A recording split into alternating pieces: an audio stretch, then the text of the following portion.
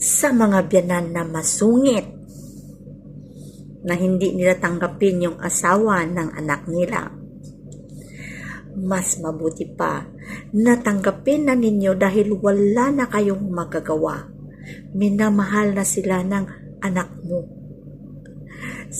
Sa hanip na hindi mo siya tanggapin, mas mabuti pa yakapin mo siya ng mahigpit dahil malay mo, siya lang pala ang makakatulong sa iyo kapag ikay nasa kagipitan na at magkasakit ka. Siya lang pala ang mag-aalaga sa iyo.